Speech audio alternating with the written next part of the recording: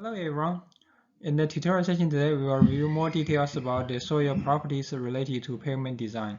From our previous lecture, we know that there are three important features of the soil for the pavement design, including resilient modulus, Poisson's ratio, and deformation properties under a high number of the repeated loading.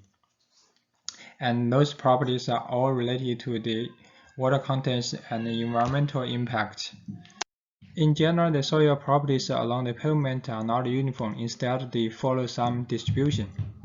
So in order to select an appropriate soil for the pavement, we have to take into account the reliability and the variability of the soil properties. There are two general methods. The first one, Asphalt Institute method, it will usually apply the material property corresponding to a certain percentile, depending on the importance of the highway and traffic loads. While for the ASHTO method, the reliability will usually be determined based on standard deviation and mean values. Now let's see how we can use the method. In this example, we are given the results of the soil investigation on a 30-kilometer proposed road project, and we conduct the test for the resilient modulus at 8 locations. The table here shows the resilient modulus test result. It wants us to find out the designed resilient modulus for 10 to the power of 4, 10^5, and 10^6 equivalent standard axial loads, corresponding to the 16th, 75th, and 87.5th percentile respectively, which means we want to apply the Asphalt Institute method. And now we will see how to use the method. First, from the test value, we will sort the value from high to low. So the highest value we find about the resilient modulus is 93.2, and lowest one is 42.8. And then we have to double check the percentage higher than the value we observed. In this case, the percentage that is higher than 93.2, which we only have one value, that is 12.5%, while for the percentage with the resilient modulus value higher than 42.8, the value is 100. All the observations are larger or equal to 42.8. With the sorted resilient modulus and the percentage we calculated for each observation, we can draw a figure about the percentage equivalent or greater than the modulus of resilience and MR. The figure here shows the fitted line to all the data points. Then from this figure, we can find out the 60th percentile with the resilient modulus as 67 megapascal. We can also go to check 75th percentile, and the value you will observe is 60 megapascal. Similarly for 87.5, and we will find out the value as 53 megapascal. So that's the way for us to use the AI method to find out an appropriate resilient modulus with respect to the specific percentile we want to achieve. For the ASHTO method, we will usually call the standard deviation and the mean of the observations. With that, we want to have some review about the statistics. Here, assume that x is a random variable,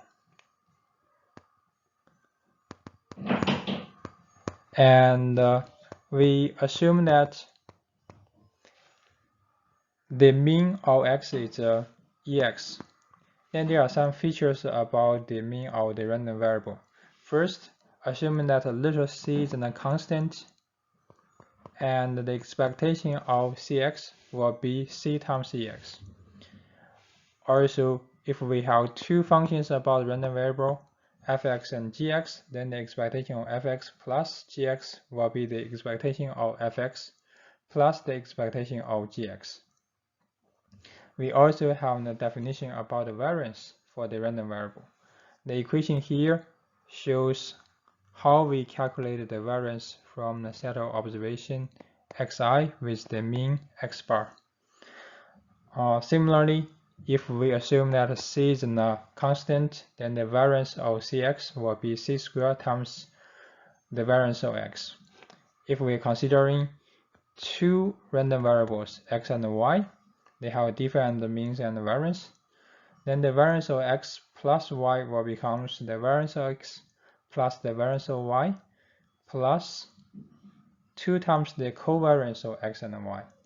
If x and y are independent, then the covariance of x and y will be 0, so we can ignore the last count term. We also have the standard deviation. Standard deviation is defined as the square root of the variance. For an adjoint function of two random variables, x and y, we can find out the variance of fxy in this equation. Here, fx is the first order partial derivation of x, and fy is the first order partial derivation of y.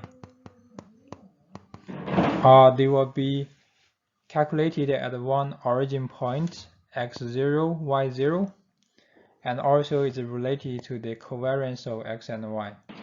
If x and y are independent to each other, then similarly we can assume that the covariance is 0, and we can simplify the equation in the second one. In our previous lecture, we also go through the resilient modulus test to measure the elastic modulus of the subgrade materials. And from the test, we can get the stress-strain relationship. And in this relationship, we will use the recoverable cycle to identify the value of the resilient modulus.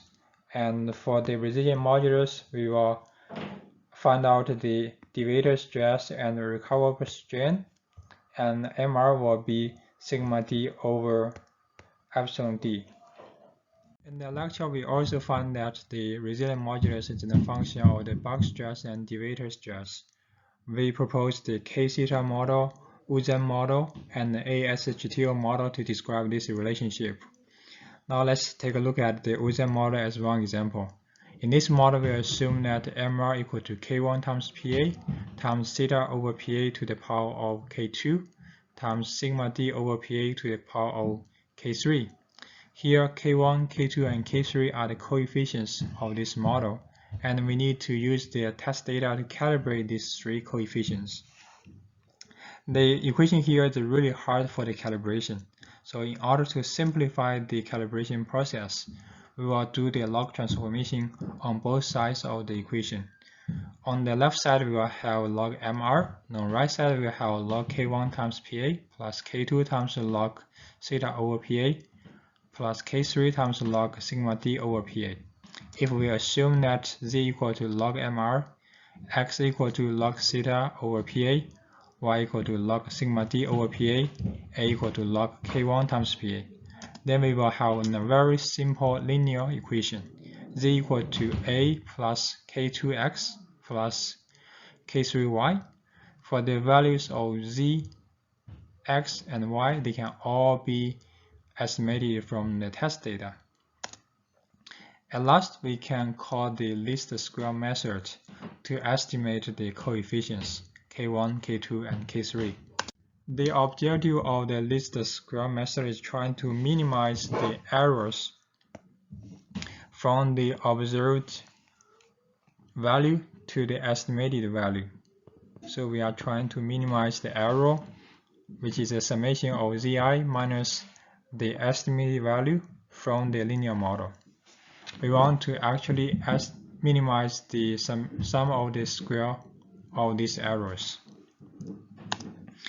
And in order to find out the optimal values of K1, K2, and K3, we will do the partial derivation, make sure that they are all equal to 0. So we have partial E over partial A equal to 0, partial E over partial K2 to 0, partial E over partial K3 equal to 0. And by solving the three equations previously, we can find out the relationship between the changes of the resilient modulus with respect to the changes of the bulk stress and deviator stress. The simplified equation is shown in the formula here. So we have delta MR, which is the changes of the resilient modulus, over MR equal to K2 times the absolute value of delta theta over theta, plus K3 times the absolute value of delta sigma D over sigma D. The two tables here shows the calibration results for two different models. The one on the top is the calibration results for Uzan model, and we can find out the estimated value for K1, K2, and K3. The one at the bottom is for the AASHTO model. Similarly, we can find out the mean values of K1, K2, and K3, and also some statistics of the coefficients.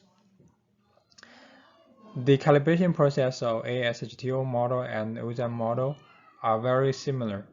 The only difference, like in the Uzan model, we will have an independent variable sigma D as the deviator stress, while for the ASHTO model, we will have tau oct, which is the octahedral stress.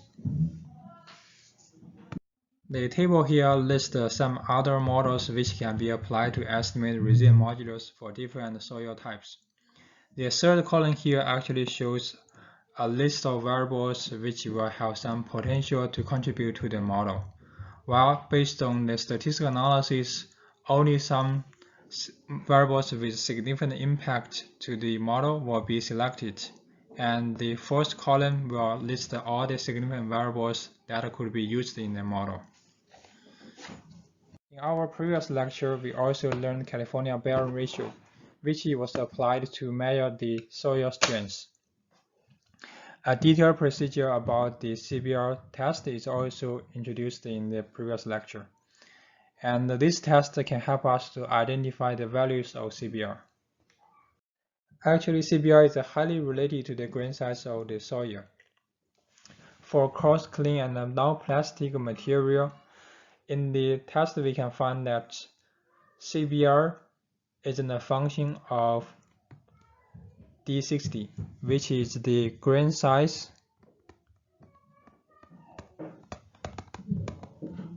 at 60% parsing.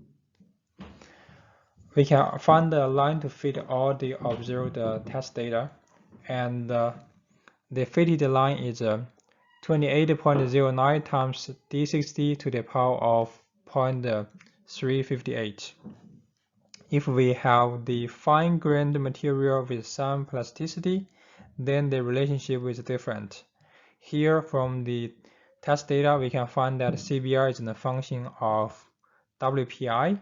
WPI is set as P20 times PI. PI is the plastic index, and P20 is the percentage parsing number 200 sieve. With that, we get the relationship between CBR and WPI as 75 over 1 plus 0.728 times WPI. So that will conclude all the soil properties we will use in this class. Thank you very much for your attention, and I will see you in the other sessions.